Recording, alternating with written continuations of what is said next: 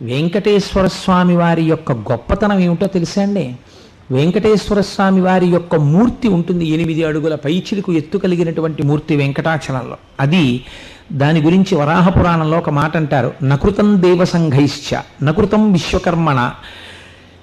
అది ఇచ్ఛారూపం విరాజిత స్వేచ్ఛయా క్రీడతే తత్ర. ఆ స్వరూపం నకృతం విశ్వకర్మణ నకృతం దేవసంఘైశ్చ.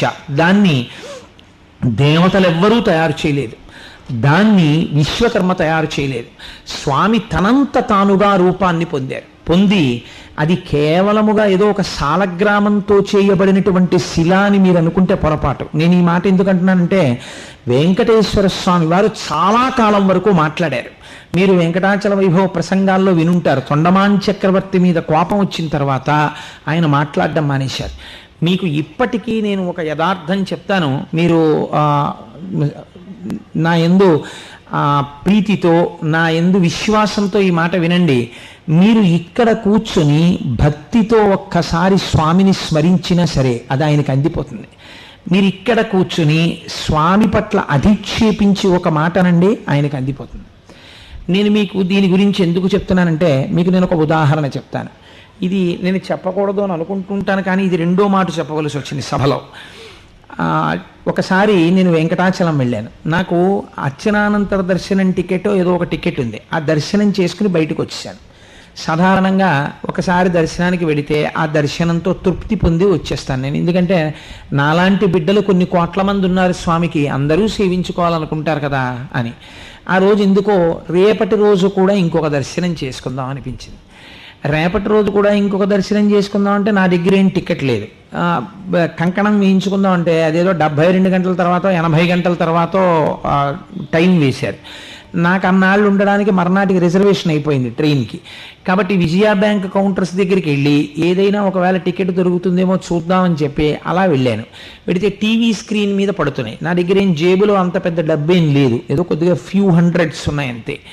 కాబట్టి స్క్రీన్ మీద చూస్తే అర్చనానంతర దర్శనం టికెట్ అయితే నేను కొనగలను, ఎందుకంటే ఏదో 100-200 ఉంటుంది కాబట్టి. నేను ఆ స్క్రీన్ మీద చూస్తే ఏవో ఇంకా 200 టికెట్లు 250 టికెట్లు ఉన్నాయి అని ఉంది. ఆ 250 టికెట్లు ఉంటే లైన్ వంక చూశాను, అది పెద్ద లైన్ ఉంది. అసలు 250 టికెట్లకి ఇంతమంది ఎందుకు నించున్నారా అనుకున్నాను నేను. అంటే మిగిలిన సేవలకు కూడా నించున్నారేమోలే అనుకుని సో నాకు ఇంకా దర్శనం లభించదు ఈసారి, వచ్చేసారి మళ్ళీ దర్శనం అనుకుని, కానీ ఎందుకో నిన్ను ఒక్కసారి దర్శనం చేసుకోవాలనుంది, కానీ నిన్ను దర్శించడం నా చేతిలో లేదు కదా. ఏదో అలా వెళ్ళిపోయి భానుగుడి జంక్షన్కి వెళ్ళినట్టుగా నేను ఇక్కడి నుంచి నీ గుళ్ళోకి నడిచి రావడానికి అవకాశం లేదు కదా. నువ్వు అనుగ్రహిస్తే నన్ను తెప్పించుకోగలవు నీ పాదాల దగ్గరికి. నాకు లేదు కోటేశ్వరరావు, ఈసారి నీకన్నా చాలామంది భక్తులు ఎదురు చూస్తున్నారు, ఈసారికి సరిపెట్టుకో అని నువ్వు అన్నావా, ఇక్కడి నుంచి నీ శిఖరానికో నమస్కారం. ఏది చేసినా నీ ఇష్టం. కాబట్టి ఇదే నేను చేయగలిగిన ఆఖరి ప్రయత్నం. విజయ బ్యాంక్ దగ్గర నేను నిలబడ్డం అనవసరం అనిపిస్తోంది, నేను బయలుదేరదాం అనుకుంటున్నాను అని ఆ శిఖరం వంక చూసి నమస్కారం చేయబోయాను. మీరు ఆశ్చర్యపోతారు, నేను ఈ ఆలోచన చేసే లోపల ఎక్కడి నుంచి వచ్చిందో తెలీదు, నల్లటి మబ్బోటి వచ్చింది ఆకాశంలోకి. వచ్చి ఆశ్చర్యకరంగా ఇంతంత వడగళ్ళు పడ్డం మొదలెడితే ఆ వడగళ్ళ దెబ్బలకి ఆ లైన్లో నించున్న వాళ్ళందరూ పారిపోయారు, అటు ఇటు చెదిరిపోయారు. నాకు ఉత్తర క్షణం ఏం ఆలోచన వచ్చిందంటే, లైన్లో ఉన్న వాళ్ళు కూడా బయట పిల్లలు ఉన్నారు వాళ్ళు ఉన్నారని పరిగెత్తుకొచ్చేసారు. నాకేం ఆలోచన వచ్చిందంటే, నువ్వు అధర్మం చేయట్లేదు, వాళ్ళు వెళ్ళిపోయారు, నువ్వు వెళ్ళిపోవచ్చు, నువ్వు వెళ్ళిపో అనిపించింది. కానీ నేను వెళ్ళిపోయాను. నేను వెళ్ళిపోయి నిలబడినటువంటి ఒక 6 నిమిషాలకో 5 నిమిషాలకో పెద్ద పెద్ద వడగళ్ళు ఇంతంత చినుకుపడి టక్కన అయిపోయిన వాడు. వీళ్ళందరూ వచ్చి లైన్లో నించున్నారు, నేను వచ్చి నించున్నాను, నాకు దొరికేసింది టికెట్.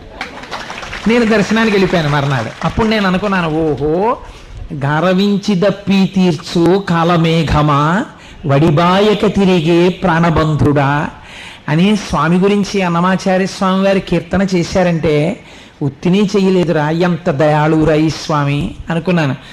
ఒకానొక నాడు నేను నా వివాహమైన కొత్తల్లో వెంకటాచలం వెళ్ళి నిలబడితే ఈ శంఖచక్రాలు వేసుకున్నట్టు, ఇవన్నీ టేపుల్లోకి వెళ్ళిపోతున్నట్టున్నాయి, ఈ శంఖచక్రాలు వేసుకున్నటువంటి ఉత్తరీయం వేసుకున్న వాళ్ళు కొంతమంది బయటకు వస్తుంటే నేను వాళ్ళని ఇల్లు అడిగాను, ఏమంటే అలాంటి ఉత్తరీయం ఎక్కడ దొరుకుతుందని.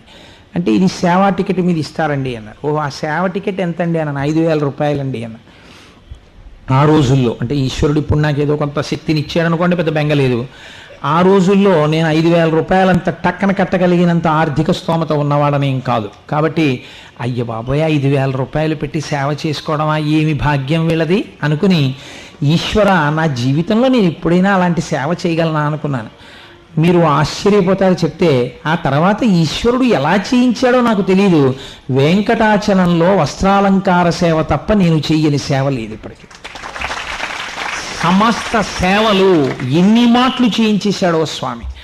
నన్ను చాలామంది మీరు అప్లికేషన్ పెట్టండి మిమ్మల్ని వెంకటాచలం వాళ్ళు పిలుస్తారు ఉపన్యాసాలకి అంటుండేవారు. నేను ఒక నవ్వు అక్కడ నిలబడి, నన్ను ఈశ్వరుడు ఎప్పుడైనా నా చేత చెప్పించుకోవాలి అని అనుకుంటే వాడు నన్ను పిలుస్తాడు అని అనుకుంటుండేవాడిని. ఒకసారి అనుకోకుండా మా ఆఫీస్కి ఫోన్ వచ్చింది. కోటేశ్వరారు అంటే ఎవరండి, ఒకసారి తిరుమల వాళ్ళు మాట్లాడాలనుకుంటున్నారని.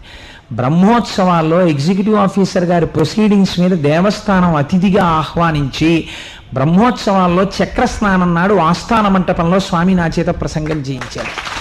నేను ఇవన్నీ ఎందుకు చెప్తున్నానో తెలుసా అండి? నా స్వోత్కర్ష కోసం చెప్పుకుంటున్నానని మీరు అనుకుంటే పొరపాటు. నేను అలా ఎన్నడూ చెప్పుకోలేదు. నేను స్వామి దాసాన దాసుణ్ణి, వాడి కింకరుణ్ణి. నేను ఎందుకు చెప్తున్నానంటే వాడి యందు ఉన్న పూనిక గొప్పది. మీరు వాడు ఉన్నాడు అని మీరు నమ్మారనుకోండి, వాడు ఏదైనా చేస్తాడు. అలాగే మీరు అధిక్షేపించారనుకోండి, చిన్న మాట మీరు కినుకతో ఏదైనా అన్నారనుకోండి, వాడు మీ స్థానాన్ని కూడా మీకు చూపిస్తాడు.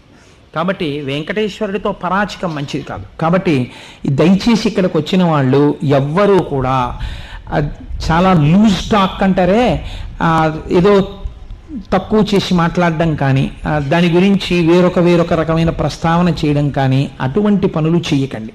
ఉన్నంతసేపు చక్కగా గోవిందనామం చేసుకుందాం. మనం ప్రీతితో హాయిగా మనం ఇక్కడ కూర్చుంటే వాళ్ళు ఎంతో భక్తి శ్రద్ధలతో నిజంగా వెంకటాచలం నుంచి మన కోసమని స్వామి తన యొక్క సేవా నిష్ఠా తత్పరుల్ని మన కోసమని పంపించాడు. ఆచార్యముఖేన వాళ్ళన్నీ చేస్తారు చక్కగా సేవలన్నీ. మనం పరమ సంతోషంగా కూర్చుని చేద్దాం. యథార్థమునకు జగ్గంపేటలో ప్రతిష్ఠ ఉంది ఆ బృందానికి. అయినా సరే మా కాకినాడ పట్టణానికి మీ వైఖానస బృందం వచ్చి ఇంత మంచి కార్యక్రమం చెయ్యాలంటే వాళ్ళన్ని కార్యక్రమాలు పక్కన పెట్టుకుని దీక్ష తీసుకుని కార్యక్రమం చెయ్యడం కోసమని బయలుదేరి వచ్చారు. మనం చెయ్యవలసింది పూనికతో భక్తితో వచ్చి నిలబడితే చాలు. వెంకటేశ్వరుడు అవతారమూర్తిగా రావడమే కారుణ్యం. ఎందుకో తెలుసండి, ఆయన ఎవరు ప్రార్థన చేయలేదు, నువ్వు రా అని అడగలేదు. ఆయన రావడం కోసం, లక్ష్మిని మనకి ఇప్పించడం కోసం ఎంత జగన్నాటకం ఆడించాడు ఆ రోజున. భృగు మహర్షి వచ్చి తన వక్షస్థలం మీద తంతే సత్వగుణం ఉన్నవాడని నిరూపించడం కోసమని కిమర్థం తాడితం అని వజ్రాధృతరం విద్ధి మచ్చరీరం ద్విజోత్తమ, అయ్యో వజ్రం కన్నా కఠినంగా ఉంటుందయా నా శరీరం, ఎందుకు తన్నావు అని ఆ భృగు అరికాలులో ఉన్న కంటిని నొక్కేసి తన వక్షస్థలం మీద భృగువు తన్నాడు. కాబట్టి అది లక్ష్మీదేవి యొక్క నివాస స్థానం కనుక అమ్మవారు కోపం వచ్చి వైకుంఠాన్ని విడిచిపెట్టి వెళ్ళిపోయినట్టుగా నాటకం ఆడించి అమ్మవారిని కొల్హాపురం తీసుకొచ్చి మన కోసమని మహానుభావుడు బయలుదేరి వచ్చి 7 కొండల మీద నివాసమై ఉన్నాడు. స్వామి ఎప్పుడు నిద్రపోతాడో తెలియదు, ఎప్పుడు లేస్తాడో తెలియదు. రోజుకి 24 గంటలుంటే మహానుభావుడు 20 గంటల సేపు ఈ కాలు ఇలా ఈ కాలు ఇలా కూడా అనడం, అలాగే నిలబడి ఉంటాడు. అయ్యో ఎక్కడెక్కడి నుంచి వస్తున్నారో, ఎంత ఆర్తితో వస్తున్నారో, నన్ను చూడాలని వస్తున్నారని స్వామి అలా నిలబడ్డాడు. నేను ఈ మాట ఎందుకంటున్నానంటే బాగా జ్ఞాపకం పెట్టుకోండి, అది శిలామూర్తి కాదు, అది సాక్షాత్ వెంకటేశ్వరుడు. ఎన్ని సందర్భాలలో మాట్లాడారో వెంకటాచలంలో 1కి 100 మాటలు స్వామి తన యొక్క అస్తిత్వాన్ని, స్వామి తానున్నానన్న సత్యాన్ని రుజువు చేసి చూపించారు. మీ అందరూ చదివి ఉంటారు, నాహంకర్త హరిహికర్త అని పివిఆర్కే ప్రసాద్ గారు మహానుభావుడు పుస్తకం రాసుకున్నారు. ఆయన వరుణయాగం చేసి వెంకటాచలంలో వర్షాలు లేకపోతే యాగం అంతా అయిపోయిన తర్వాత ఉత్సవమూర్తుల్ని తీసుకుని వెళ్ళిపోతుంటే గొడుగులు కూడా తీసుకురాలేదు ఆ రోజున ఆలయంలోకి తీసుకెళ్లే ముందు. ఎందుకు తీసుకురాలేదంటే ఇవాళ ఎండ ఎలా కాసిందో అలా కాస్తోంది ఎండ. ఇంత ఎండ కాస్తుంటే వానెక్కడి నుంచి వస్తుందిరా, గొడుగులు ఎందుకని గొడుగు పట్టుకెళ్ళలేదు స్వామివారికి. ఆదివరాహమూర్తి కోనేట్లోంచి విగ్రహాన్ని తీసుకుని ఆలయంలోకి వెళ్ళిపోతున్నారు. పివిఆర్కే ప్రసాద్ గారు ఎగ్జిక్యూటివ్ ఆఫీసర్ గారు కాబట్టి ఆయన కూడా వెళ్ళిపోతున్నారు. వెళ్ళిపోతుంటే పత్రికా విలేకరులు వారి వెనకాతలు వెడుతూ ఇన్ని లక్షలు ఖర్చు పెట్టి ఎగ్జిక్యూటివ్ ఆఫీసర్ గారు వరుణయాగం చేయించాడు వర్షాలు పడాలని, ఆకాశంలోంచి వర్షం వచ్చిందో లేదో తెలియదు కానీ ఈవో గారి కళ్ళమ్మట నీళ్లు వచ్చుంటాయి అని వ్యాఖ్యానం చేశారు. ఈశ్వర, ఇది నన్నన్న మాట కాదు, నువ్వు ఉన్నావని నువ్వు నిరూపించుకో, నీ శ్వాస అయిన వేదానికి గౌరవం ఉందని నువ్వు నిరూపించుకో, నీ యాగానికి ఫలితం ఉందని నువ్వు నిరూపించుకో, నేను నీ భృత్యుణ్ణి, నన్నన్న మాట నిన్నన్న మాట అని ప్రసాద్ గారు తల వంచుకు నడిచి వెళ్ళిపోతుంటే ఒకే ఒక నిమిషంలో ఆకాశం కారుమబ్బులు కమ్మి హోరున వర్షం ప్రారంభమైపోతుంటే పరుగున శ్రీవారి ఆలయంలోకి వెళ్ళి గొడుగులు తెచ్చిపట్టారు. ఆ రోజు సాయంకాలం ప్రారంభమైనటువంటి వాన మరునాడు ఉదయం ఎగ్జిక్యూటివ్ ఆఫీసర్ గారు ఆనంద నిలయంలో సేవల కోసమని వెడితే పాపనాశనం డ్యామ్ అపురూపమైన రీతిలో వాటర్ లెవెల్ పెరిగిపోయిందని చెప్పేసి పివిఆర్కే ప్రసాద్ గారికి చెప్తే వెంకటేశ్వరుడి వంక తిరిగి, ఈశ్వర నీ అనుగ్రహానికి కృతజ్ఞుణ్ణి, ఇక ఆపు వరదలు రాకుండా అంటే వర్షం ఆగిపోయింది. వెంకటేశ్వరుడు ఉన్నాడా లేడా? ఉన్నాడు మన స్వామి. లేకపోతే పిచ్చి వాళ్ళై తిరుగుతున్నారండి వాళ్ళ వెంకటాచలం చుట్టూ. రాత్రనక పగలనక మాడవీధుల్లో ఎంతమంది ప్రదక్షిణాలు చేస్తున్నారో, ఎంతమంది. నేను ఒకనాడు కొండెక్కుతుంటే 90 సంవత్సరాల వృద్ధుడు కొండెక్కుతున్నాడు, గోవింద గోవింద అంటుంటే డొక్కలు ఊగిపోతున్నాయి. అహంకారం. నేను ఆ గట్టు మీద కూర్చుని ఆ వస్తున్న వృద్ధుణ్ణి చూసి అన్నాను, అయా 90 ఏళ్ళు వచ్చేసాయి, ఇప్పుడు కొండ ఎక్కాలని నిర్ణయం తీసుకోవడం ఏమిటి, ఎందుకంత ఆయాసపడిపోతూ కొండ ఎక్కడం, బస్సులో వెళ్ళొచ్చు కదండి అన్నాను. అంటే ఆయన నా వంక చూసి అన్నాడు, బాబు నీ వయస్సు నా వయస్సులో సగం కూడా లేదురా, నేను ఈ కొండ ఎప్పటి నుంచి ఎక్కుతున్నానో తెలుసా? ఇంత వాడప్పటి నుంచి ఎక్కుతున్నాను. నేనెక్కడమేమిట్రా, ఎక్కిస్తున్న వాడు వాణ్ణి అడుగు తీసి అడుగేస్తే వాడి పేరు చెప్పి ఎక్కుతా, వాడు ఎక్కిస్తాడన్నాడు. మీకు ఆశ్చర్యం చెప్పనండి, నేను ఎక్కలేకపోయాను ఆయనతో. నేను కింద కూర్చుని చూస్తూనే ఉన్నాను, గోవింద గోవింద గోవింద, అడుగు తీసి అడుగేస్తే గోవింద అంటూ ఎక్కేశాడు ఆయన.